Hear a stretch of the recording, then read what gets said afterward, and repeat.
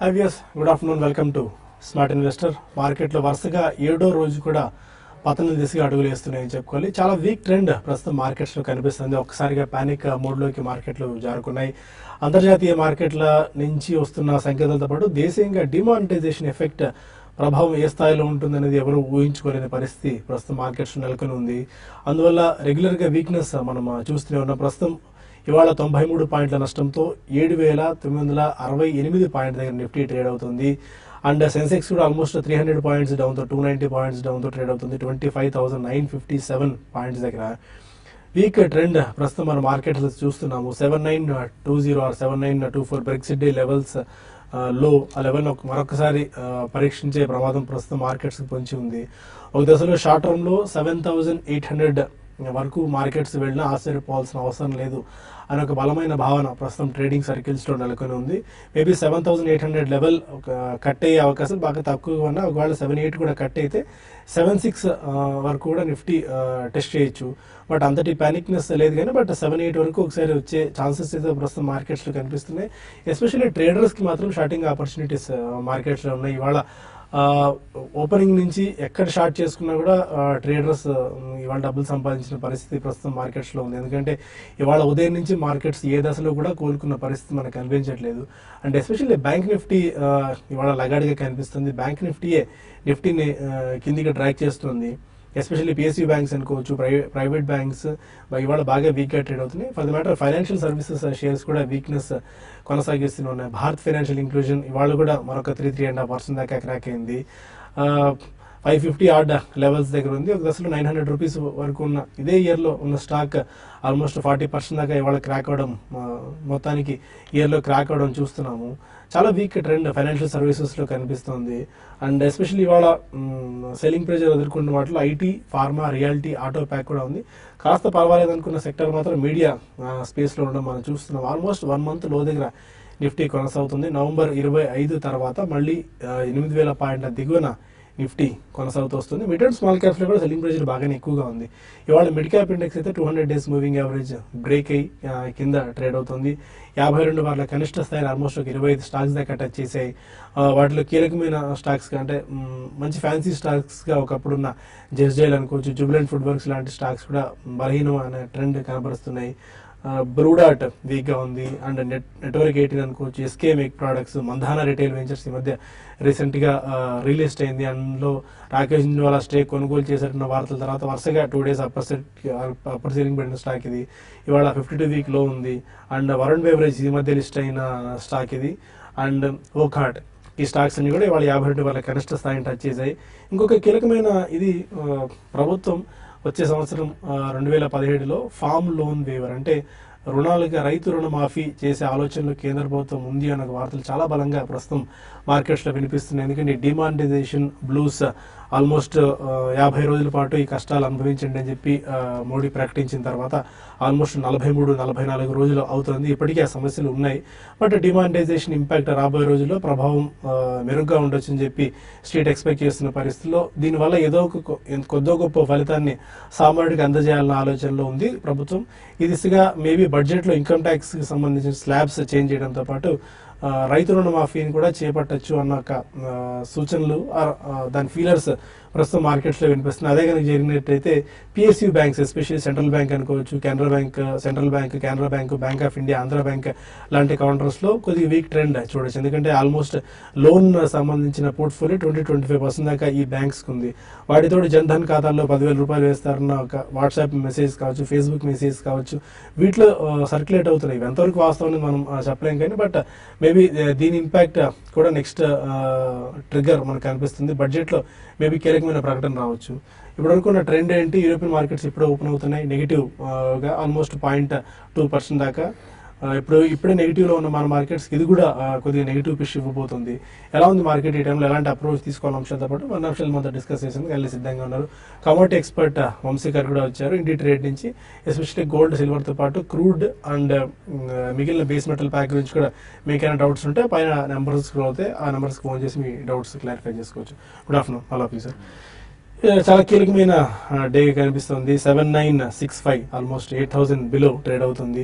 7920 level కనుక అదొక కీలకమైన సపోర్ట్ కనుక కనిపిస్తుంది. ఒకవేళ అది కూడా బ్రేక్ అయితే డౌన్ సైడ్ ఏ మేరకు మనం చూడొచ్చు? ఇంకా ఇవాళ చూస్తే కనుక మార్కెట్ చాలా వారాల తర్వాత 8000 పరీక్షించి అక్కడ కొంచెం రికవరీ కాలేకుండా 8000 కిందే కొంచెం ట్రేడ్ అవడం చూస్తుంటే మార్కెట్లో బాగా వీక్నెస్ కనిపిస్తుంది. అలాగే బ్యాంక్ నిఫ్టీ కూడా 18,000 కీలకమైన స్థాయి కూడా బ్రేక్ అయ్యి దాని కిందే ట్రేడ్ అవడం మనం చూస్తున్నాము. అలాగే మార్కెట్ మనం చూస్తే కనుక నవంబర్ 11న బ్రెక్సిట్ రోజు వచ్చినలో 7,910-11 పాయింట్ల దగ్గర ఇంచుమించు పైన ట్రేడ్ అవుతుంది. మోస్ట్లీ అక్కడ ఆ బాటమ్ దగ్గర కొంచెం రికవర్ అయ్యే అవకాశాలు కనిపిస్తుంది. బట్ ఏదైనప్పటికీ 8,000 లెవెల్లో బహుశా ఇవాళ కానీ రేపు కానీ మార్కెట్ కొంచెం ఒక రీకూప్ అయ్యి దానిపైన కనుక క్లోజ్ అయ్యిందంటే కనుక, అలాగే బ్యాంక్ నిఫ్టీలో కనుక 18,000 పైన కనుక క్లోజ్ అవుతే మార్కెట్లో ఒక స్వల్ప రికవరీ అనేది వచ్చే అవకాశాలు కనిపిస్తుంది. కాకపోతే మనం ఇప్పుడే మనం చూస్తున్నాము యుఎస్ మార్కెట్స్ కూడా లాస్ట్ కపుల్ ఆఫ్ వీక్స్ గా ఒక మేజర్ బులిష్ ట్రెండ్ తర్వాత 20,000 స్థాయి దగ్గర నిన్న కొంచెం బ్రేక్ తీసుకుంది కాబట్టి అవి కూడా ఓవర్ బాట్ లో ఉన్నాయి కాబట్టి నెక్స్ట్ కపుల్ ఆఫ్ డేస్ కానీ నెక్స్ట్ 1 or 2 వీక్స్ కానీ అవి కూడా కన్సాలిడేషన్ లోకి వెళ్ళే అవకాశాలు ఉంది కాబట్టి ఆ ఇంపాక్ట్ అనేది మన మార్కెట్ మీద కూడా ఉండే అవకాశాలు కనిపిస్తుంది. అలాగే ఎఫ్ఐస్ కీలకమైన లెవెల్ చూస్తే కనుక వాళ్ళు విపరీతంగా లాస్ట్ 1 వీక్ గా కంటిన్యూస్ సెల్లింగ్ మోడ్ లో ఉన్నారు. ఇవాళ కూడా కొంచెం భారీగా అమ్మకాలు జరిపింటారు, అందువల్లే మార్కెట్ ఇంతగా పడింది. సో ఓవరాల్ గా మార్కెట్ చూస్తే కనుక వీక్ గానే ఉంది. బహుశా ఇవాళ రేపు ఒకసారి 8,000 ఇంకొకసారి పరీక్షించే అవకాశం ఉంది. 8,000 పైన కనుక మార్కెట్ చాలా స్ట్రాంగ్ గా డే హై దగ్గర పైన క్లోజ్ అవుతే కనుక అప్పుడు మార్కెట్ రికవరీ వస్తుంది. లేదంటే కనుక ఈ వీక్నెస్ కానీ కన్సాలిడేషన్ కానీ కంటిన్యూ అయ్యే అవకాశాలు ఎక్కువ కనిపిస్తుంది.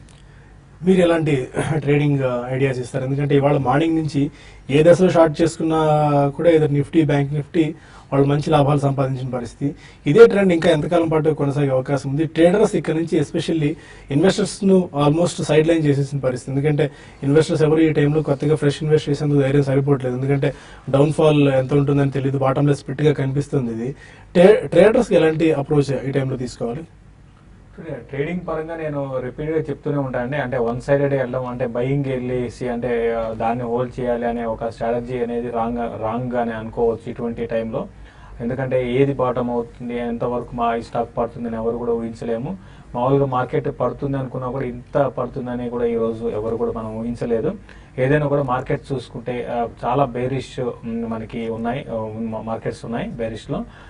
మెయిన్ ఈ రోజు కానీ చూసుకుంటే ఎక్కువగా మెటల్స్, ఈవెన్ మార్నింగ్ కూడా మెటల్ కౌంటర్స్ లో సెల్లింగ్ కాల్స్ ఇవ్వడం జరిగింది. మనం అటు టాప్ లూజర్ కానీ చూసుకుంటే వేదాంత, ఈ మధ్య కాలంలో ఇది వేదాంత కానీ చూసుకుంటే బిలో 100 రూపీస్ నుంచి దాదాపు 240-245 దాకా వెళ్ళింది. అక్కడ నుంచి కరెక్ట్ అవుతూ ఇప్పుడు 220 సపోర్ట్ లెవెల్ కూడా బ్రేక్ అయింది. కాబట్టి రానున్న రోజుల్లో ఇంకా ఈ మెటల్ అంటే బేస్ మెటల్స్ అనేది లాస్ట్ ఒక 1.5 month లో ఒక 10-15% ఇంటర్నేషనల్ మార్కెట్లో పెరిగాయి. దాని కారణంగా మనకి బేస్ మెటల్ చెందిన స్టాక్స్ అన్ని కూడా లాస్ట్ ఒక 2 months లో పెరిగాయి. అయితే ఇప్పుడు అది ట్రెండ్ రివర్స్ అయ్యి అక్కడ బేస్ మెటల్స్ లో కూడా కరెక్షన్ స్టార్ట్ అయింది. కాబట్టి రానున్న రోజుల్లో మెటల్ స్టాక్స్ ని ప్రతి ట్రేడర్స్ ర్యాలీస్ లో సెల్ చేసుకోమంటాను. అదేవిధంగా ఫైనాన్షియల్ ఎన్బిఎఫ్సి స్టాక్స్, దాదాపు అన్ని ఎన్బిఎఫ్సి స్టాక్స్ లో మంచి సెల్లింగ్ అనేది ఈరోజు చూస్తున్నాము. అయితే అసలు మార్కెట్ ఈ విధంగా పడడానికి లాస్ట్ ఒక కొన్ని రోజులుగా మెయిన్ రీజన్ బ్యాంకింగ్ స్టాక్స్ అని చెప్పొచ్చు. దాదాపు అన్ని బ్యాంకింగ్ స్టాక్స్ లో కూడా హెవీ కరెక్షన్ అనేది మనం చూస్తున్నాము. ఇంకా ఈ కరెక్షన్ అనేది ఇంకా కొనసాగే అవకాశం బ్యాంకింగ్ స్టాక్స్ లో ఉంది. ఇప్పుడే మీరు చెప్పినట్టుగా కొన్ని ఏవైతే లోన్ వేవర్ చేయడము ఇవన్నీ కూడా ఏంటంటే పిఎస్యు బ్యాంక్స్ కి చాలా నెగిటివ్ సంకేతాలు. కానీ నిజంగా మీరు చెప్పిందే కరెక్ట్ అయితే మాత్రం ఫ్యూచర్ లో పిఎస్యు బ్యాంక్స్ ఇక్కడ నుంచి ఇంకా బాగా పడడానికి అవకాశాలు ఉంటాయి. ఎందుకంటే అది అటు టాప్ లైన్ బాటమ్ లైన్ మీద బాగా ఎఫెక్ట్ చూపించే అవకాశం పిఎస్యు బ్యాంక్స్ కి ఉంటుంది. బట్ ఏదైనా కూడా మార్కెట్స్ బాగా బేరిష్ జోన్ లో ఉన్నాయి, బేర్స్ గ్రిప్ లో ఉన్నాయి. లాస్ట్ హోప్ 7920, అక్కడ నుంచి 2 సార్లు మార్కెట్ రివర్స్ అయింది. ఈసారి 3వసారి కూడా దాని దగ్గర వచ్చి ఆగిందంటే ఓకే. ఒక లేని పరిస్థితుల్లో మార్కెట్స్ న్యూ లోస్ 7,800 వైపు వెళ్ళి 7,800 కూడా బ్రేక్ అయ్యి మళ్ళీ బేస్ అరౌండ్ 7,800 దగ్గర ఫామ్ అయ్యే అవకాశం ఉంది. బట్ ఇన్వెస్టర్ కి అది మంచి టైం అని చెప్తాండి. క్లోజర్ 7-8కి వచ్చినప్పుడు లాంగ్ టర్మ్ ఇన్వెస్ట్మెంట్ చేసుకునే వాళ్ళు బల్క్ మనీని కమిట్ చేయమని చెప్తాను. ఓకే వంశీ గారు, ఎస్పెషల్లీ క్రూడ్ ఎలాంటి ఇది మీరు చూస్తున్నారు? బేస్ మెటల్ ప్యాక్ ఎలా ఉండబోతుంది? అండ్ ఓవరాల్ ఇంపాక్ట్ అంటే మీరు regular equity commodities and dollar track చేస్తుంటారు. జస్ట్ ఫర్ ద ఫీలర్ అంటే ఎందుకంటే మీరు ట్రేడింగ్ సర్కిల్స్ ఉన్నారు కాబట్టి ఈక్విటీ మీద మీరు ఎలాంటి దీనితో ఉన్నారు? మీరు కానీ మీ సర్కిల్స్ లో ఉన్న ట్రేడింగ్ కమ్యూనిటీ? నేను ఆల్రెడీ ఇద్దరు ఎక్స్పర్ట్స్ చెప్పారు కాబట్టి జస్ట్ వాళ్ళతో కాంకర్ చేస్తాం. కొంతవరకు కరెక్షన్, ఫర్దర్ కరెక్షన్ ఉండే అవకాశం, ఎస్పెషల్లీ ఇది దాదాపు గ్లోబల్గా చూసుకున్నా కానీ హాలిడే సీజన్, దాదాపు గ్లోబల్ మార్కెట్స్లో ఎక్కడ చూసుకున్నా కానీ హాలిడే సీజన్ కాబట్టి థిన్ వాల్యూమ్స్ అనేది ఒకటి ఉంటుంది. ఇండియన్ మార్కెట్స్లో కూడా అక్కడి నుంచి మనకి టోటలీ డిపెండెంట్ కాకపోయినప్పటికీ ఫీలర్స్ ఏదైతే ఉంటుందో, అంటే బేసిక్ సెంటిమెంట్ ఏదైతుందో గ్లోబల్గా ఆ సెంటిమెంట్ ప్రకారం సాధారణంగా మనం కూడా ఫాలో అవుతుంటాం. సో గ్లోబల్గా మనకి కనుక థిన్ వాల్యూమ్స్లో కొద్దిగా మార్కెట్ డౌన్ ఉన్నప్పుడు మన దగ్గర కూడా పెద్దగా హెవీ ట్రేడింగ్ జరగకపోవచ్చు. Plus holiday season before new year కాబట్టి లాంగ్ టర్మ్ పొజిషన్స్ పెద్దగా ఎవరు బిల్డప్ చేయకపోవచ్చు. ఇంకోటి ఏంటంటే యూఎస్లో మనకి వాళ్ళకి ఫైనాన్షియల్ ఇయర్ క్లోజింగ్ డిసెంబర్ ఇట్లా మనకి ఏప్రిల్ కాకుండా డిసెంబర్ ఉంటుంది కాబట్టి వాళ్ళ బుక్ క్లోజర్స్ కోసం సాధారణంగా ప్రాఫిట్స్ ఏమైనా ఉంటే లాక్ చేసేసుకొని వాళ్ళు చూపించుకోవడానికి అట్లా జస్ట్ ఇయర్ ఎండ్ పర్ఫార్మెన్స్ చూపించుకోవడానికి వాడికి కూడా కొంత రిడెంప్షన్స్ ఇవన్నీ ఉంటుంటాయి. సో దానివల్ల కొంత సెల్లింగ్ ప్రెజర్ అయితే ఉండే అవకాశం ఉంటుంది. Maybe further correction 7800 or exactly అంటే రీసెంట్గా జస్ట్ నార్మల్ చార్ట్ ఒకసారి చూసాను, around 7800 odd support, moving average support ఏదో ఉన్నట్టుంది. సో అది బ్రేక్ అయితే ఫర్దర్ కొద్దిగా ఉంటుంది కానీ బ్రాడ్గా లాంగ్ టర్మ్ ట్రెండ్ అయితే ఇంకా బ్రేక్ అయినట్టే ఇంకా అనుకోండి. లాంగ్ టర్మ్ ట్రెండ్ లైన్ అయితే ఇంకా బుల్లిషే ఉంది, ఎందుకంటే అబౌవ్ సపోర్ట్ జోనే ఉంది కాబట్టి శేష్ గారు చెప్పినట్టు అది మంచి ఇన్వెస్టర్స్కి అట్లీస్ట్ మంచి బయింగ్ పాయింట్ అవ్వచ్చు. Crude oil last 1 week 2 weeks నుంచి వస్తున్న రిపోర్ట్స్ ఇవన్నీ చూస్తుంటే 2017లో మనకు కొద్దిగా బుల్లిష్ ఇంపాక్ట్ ఉండే అవకాశం ఉంటుంది, బట్ నాట్ ఓవర్లీ బుల్లిష్. అంటే మనం ఇంతకుముందు చూసినట్టు $100 $110 ర్యాలీ ఉండకపోవచ్చు. మెయిన్ రీజన్స్ క్రూడ్ ఆయిల్ పైకి వెళ్ళడానికి ఒపెక్ ఆయిల్ కట్ ఒకటి, దాంతోపాటు నాన్ ఒపెక్ ఆయిల్ కట్ ఒకటి. ఇంకోటి రీసెంట్గా వస్తున్న డెవలప్మెంట్స్ ఏంటంటే ఏషియాలో రిఫైనరీ అవుట్పుట్ ఏదైతే ఉంటుందో, రిఫైనరీ కెపాసిటీ అవుతుందో దాదాపు 4.5 lakh అడిషనల్ కెపాసిటీ యాడ్ అవుతుంది.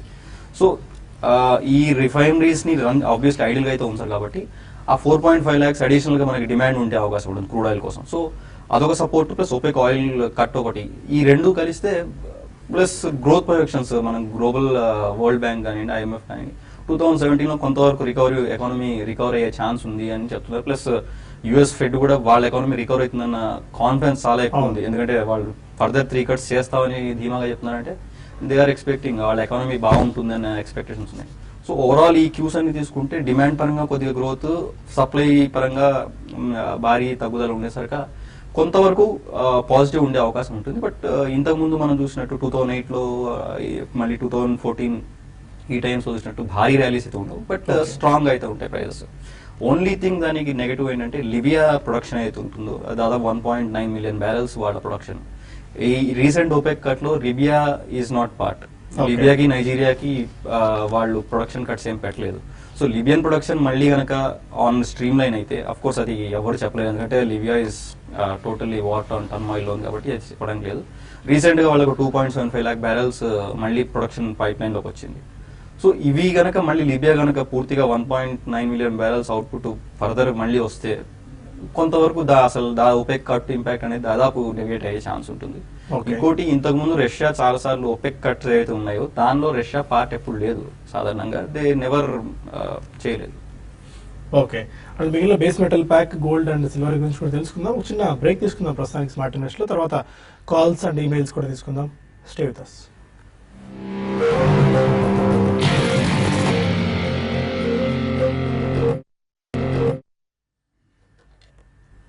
Welcome back to smart investor. మన ఫస్ట్ కాలర్ నవీన్ ఉన్నారు. అడిగి నవీన్. Hello sir. హలో అండి, చెప్పండి. సార్ నేను ఫార్మాలో అరవిందో తీసుకున్నాను సార్. అది ఇప్పుడు దానిలో ఇంకా ఇన్వెస్ట్ చేసుకోవచ్చు అంటారా, ఇప్పుడు బై చేయొచ్చు అంటారా? ఇంకా అరవిందో ఎంతకాలం హోల్డ్ చేద్దాం అనుకుంటున్నారు? ఒకవేళ తీసుకుంటే ఇంకా యావరేజ్ చేసుకుని సార్ ఇంకొక 1 year అలా హోల్డ్ చేద్దాం అనుకుంటున్నాను. Okay, Aurobindo pharma still week గానే ఉంది.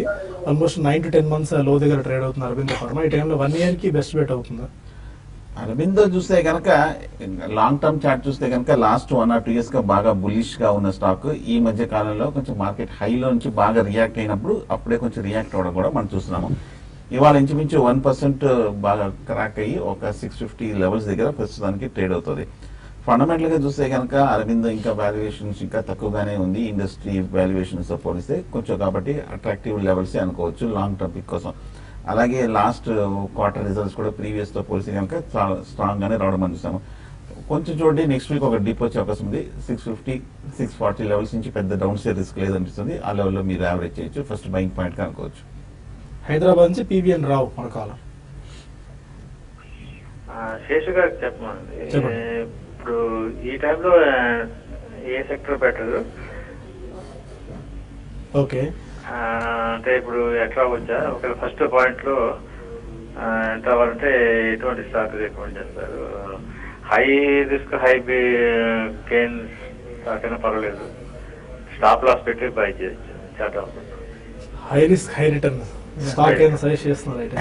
చాలా అంటే ఇప్పుడు మీరు అడిగిన క్వశ్చన్ ఆన్సర్ చాలా కష్టం అండి. ఎందుకంటే ఫస్ట్ థింగ్ ఏంటంటే ఇక్కడ అనేది ఏది కూడా మనం చెప్పలేం. ప్లస్ స్టాప్ లాస్ ఒకటి మార్కెట్లో కరెక్షన్, ఇటువంటి కరెక్షన్ ఉంటే ఈవెన్ స్టాప్ లాస్లు కూడా పెట్టి కూడా మనకి అంత పెద్దగా సక్సెస్ఫుల్గా మనం ట్రేడ్ చేయగలుగుతామని అయితే నేను అనుకోను. ఎందుకంటే స్టాప్ లాస్లు ఎగ్జిక్యూట్ కావడానికి అవకాశం ఎక్కువ ఉంటాయి. అయితే అవాయిడ్ చేయడానికి అంటే హై బీటా స్టాక్స్ని అవాయిడ్ చేయమని చెప్తాను. దానికి తోడు మెటల్ని కూడా అవాయిడ్ చేయమంటాను. అయితే బయింగ్ కంటే పర్టికులర్గా ఈ సెక్టర్ పెరుగుతుంది అని అయితే మాత్రం మనం ఇప్పుడు ప్రస్తుతం మనకి ఏది కనపడలేదు. దానివల్ల మార్కెట్స్లో కూడా ఈ వీక్నెస్ చూస్తున్నాం. అయితే ఇండివిజువల్ స్టాక్స్ మాత్రం కొంచెం పెరగడానికి అవకాశం ఉంది. అందులో భాగంగా షార్ట్ టర్మ్ వ్యూతో మీరు కరెక్షన్స్లో రైల్వే రిలేటెడ్ స్టాక్స్ని టెక్స్మాకో కానీ టిటాగర్, ఈ రెండింటిని రైల్వేలో నేను సెలెక్ట్ చేసుకున్న స్టాక్స్ బై చేసుకోవచ్చు. తర్వాత అడ్వాన్స్ ఎంజైమ్ ఒకటి రీసెంట్గా చూసుకుంటే ఇది 2200 నుంచి కరెక్ట్ అయ్యి ఇప్పుడు 2000 బిలో ట్రేడ్ అవుతుంది. అది క్లోజర్గా 1800 ఆ లెవెల్స్కి రావచ్చు నెక్స్ట్ ఫ్యూ డేస్లో. వచ్చినప్పుడు దాన్ని కూడా పిక్ చేసుకోండి. Titagarh and Texmaco rail and advance enzyme, ఈ 3 స్టాక్స్ని మీరు స్టాప్ లాస్లు కాకుండా మీరు కరెక్షన్స్లో కొనుక్కొని జస్ట్ ఒక 1 మంత్ 1.5 మంత్ కోసం మీరు హోల్డ్ చేయమని చెప్తాను. మధురవాడ నుంచి రాజు మన కాలం. గుడ్ ఆఫ్టర్నూన్ అండి, చెప్పండి సార్.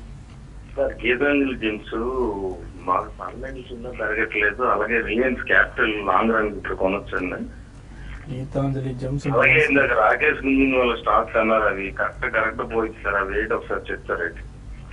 రాకేష్ వాళ్ళ స్టాక్స్ ఇప్పుడే మెన్షన్ చేయలేదండి ఈ బుల్టన్లో. అయితే చూద్దాం. గీతాంజలి జెమ్స్ ఫండమెంటల్స్ బాగున్నాయని అనుకుంటారండి. గీతాంజలి జెమ్స్ ఫండమెంటల్స్ అంత గొప్పగా ఏం లేవండి. హ్యూజ్ డెట్ లో ఈ కంపెనీ ఇరుక్కుపోయింది. అందుకే చాలా కాలం నుంచి ఈ గీతాంజలి జెమ్స్ మనకు మొమెంటం రావట్లేదు. టెక్నికల్స్ ఎట్లా ఉంది గీతాంజలి జెమ్స్ అండ్ రిలయన్స్ నేను చెప్పినట్టు ఇందాక ఫండమెంటల్స్ పర్వాలేదండి, రీజనబుల్ గానే ఉన్నాయి. లాస్ట్ 2 quarters చూస్తే కనుక ఇంప్రూవ్మెంట్ కనిపించింది. అయినప్పటికీ డెట్ మటుకు విపరీతంగా హైలో ఉండడంతో, పైగా ఈ మధ్య కొంచెం 500,000 రూపీస్ కరెన్సీ నోట్స్ బ్యాన్ చేయడంతో జ్యువెలరీ స్టాక్స్ కన్నిటికీ కూడా కొంచెం నెగటివ్ ఇంపాక్ట్ అనేది మనం చూస్తున్నాము. అలాగే టెక్నికల్ గా చూస్తే కనుక 90 రూపీస్ నుంచి 55-60 రూపాయల వరకు బిలో రావడం మనం చూసాము. ఓవరాల్ గా చూస్తే కనుక లాస్ట్ 1 year గా కూడా అంత పాజిటివ్ గా స్పందించడానికి ప్రధానమైన కారణము హ్యూజ్ డెట్ వల్లే. ప్రస్తుతానికి అయితే మటుకు ఇంకా కొంచెం షార్ట్ టర్మ్ అవుట్లుక్ నెగిటివ్ గానే ఉంది. ఈ సెక్టర్ అంతా కూడా కొంచెం కరెక్షన్ వచ్చే అవకాశాలు కనిపిస్తుంది. డిమాండ్ కూడా కొంచెం తక్కువగా ఉంటుంది, ఒక అంచనాలు కూడా ఉంది. సో ప్రస్తుతానికి అయితే మటుకు షార్ట్ టర్మ్ వీక్ గానే ఉంది. రిలయన్స్ క్యాపిటల్, రిలయన్స్ క్యాపిటల్ ఆ మధ్యకాలంలో మనం బుల్లిష్ మార్కెట్ లో బాగా విపరీతంగా పెరగడం మనం చూసాము. పెరిగిన తర్వాత ఓవరాల్ గా ఫైనాన్షియల్ సెగ్మెంట్ స్టాక్స్ అన్ని కూడా బాగా క్రాక్ కూడా మనం చూసాము. టెక్నికల్ గా చూస్తే మటుకు ఈ స్టాక్ 600 రూపాయల నుంచి 400 రూపాయల వరకు 200 రూపీస్ పట్టడం మనం చూసాము. పడిన తర్వాత ప్రస్తుతం ఇంచుమించు ఒక 400 లెవెల్స్ దగ్గర కొంచెం సపోర్ట్ ఉండడం మనం చూస్తున్నాము. ఇవాళ 3% వరకు డౌన్ ట్రెండ్ తర్వాత కొంచెం షార్ట్ టర్మ్ మళ్ళీ కొంచెం వీక్ అయినట్టు కనిపిస్తుంది. ఒకవేళ 400 లెవెల్స్కి వస్తే కనుక అప్పుడు రీజనబుల్ అట్రాక్టివ్ లెవెల్స్కి వచ్చింది అనుకోవచ్చు. ఆ లెవెల్లో ఫస్ట్ బయింగ్ పాయింట్ గా అటెంప్ట్ చేయొచ్చు. శ్రీధర్ మనకు కావాలంటున్నారు. అడగండి శ్రీధర్. తిరుపతి నుంచి అడగండి శ్రీధర్. సార్ ఉద్యమన్ ఫైనాన్షియల్ 450లో కొన్నాను. ఓకే, ఆ తర్వాత క్యాపిటల్ ఫస్ట్ అవి ఉన్నాయి నా దగ్గర. తర్వాత డిహెచ్ఎఫ్ఎల్ 300లో కొన్నాను. ఎక్కడ యావరేజ్ చేయాలి? ఇది అన్ని హై రేట్ లో ఉన్నాయి. మీరు ఎంతకాలం హోల్డ్ చేద్దాం అనుకుంటున్నారు ఇప్పుడు ఇన్వెస్ట్ చేస్తే? 3, 4, 5 years చేస్తాం సార్. ఆల్రెడీ ఉన్నాయి నా దగ్గర, హై రేట్ లో కొన్నాను. అవును, 3 to 5 years కోసం ఇంకా యావరేజ్ చేసుకోవచ్చా? Ujjivan finance, capital first, THFL. Ujjivan financial, capital first అయితే I'm not wrong higher levels నుంచి ఒక 25-30% దాకా కరెక్ట్ అయ్యాయి. ఇప్పుడైనా అట్రాక్టివ్ కనిపిస్తున్నాయి, అది ఇంకా పెయిన్ ఉంటే కొద్దిగా వేచి చూడడం మంచిది అంటారు. అంటే అట్రాక్షన్ అనేది ఆల్రెడీ 100 అంటే 540 లెవెల్స్ నుంచి 290 లెవెల్స్కి వచ్చేసింది. ఆల్మోస్ట్ అంటే దగ్గరగా ఒక 70-80% దాకా అది ఉజ్జీవన్ మనకి పడ్డం చూసామండి. 280 దగ్గర ఇది దీనికి సపోర్ట్ అనేది ఒకటి ఉంది. ఆ 280 లెవెల్ దగ్గర ఆగితే ఓకే మీరు బైజింగ్ స్టార్ట్ చేయండి. అంటే అంటే ఎగ్జాక్ట్గా ఇది 100% ఇది లో ఇక్కడ నుంచి పడదని ఎవరు కూడా స్టాక్ మార్కెట్లో చెప్పలేము. కాబట్టి అట్లీస్ట్ మీకు 280 ఆ లెవెల్ దగ్గర ఆగడానికి అవకాశం ఉంది. ఒకవేళ 280 బిలో వచ్చినా కూడా మళ్ళీ ఇమీడియట్గా బౌన్స్ బ్యాక్ అయ్యి 280 పైన రావడానికి అవకాశం ఉందండి ఉజ్జీవన్ ఫైనాన్షియల్. అదేవిధంగా క్యాపిటల్ ఫస్ట్ గురించి కూడా అడిగినట్టున్నారు. ఆ క్యాపిటల్ ఫస్ట్ కూడా మీరు ప్రస్తుతం ఉన్న పరిస్థితిలో దీన్ని కూడా మీరు స్లోగా ఇక్కడ నుంచి ఇంకా కరెక్షన్ అనేది అంటే ఇంకొంచెం ఒక 5 to 10% ఈ లెవెల్ నుంచి ఉండొచ్చు, 10% లోపల ఉండొచ్చు. 10% లోపల కరెక్షన్ వచ్చినప్పుడు ఈవెన్ క్యాపిటల్ ఫస్ట్ని కూడా మీరు బయింగ్ స్టార్ట్ చేయండి. అయితే ఇప్పుడు ఇమీడియట్గా అయితే మాత్రం మీరు చెప్పిన స్టాక్స్ ఏవి కూడా పెద్దగా పెరిగే అవకాశాలు లేవండి.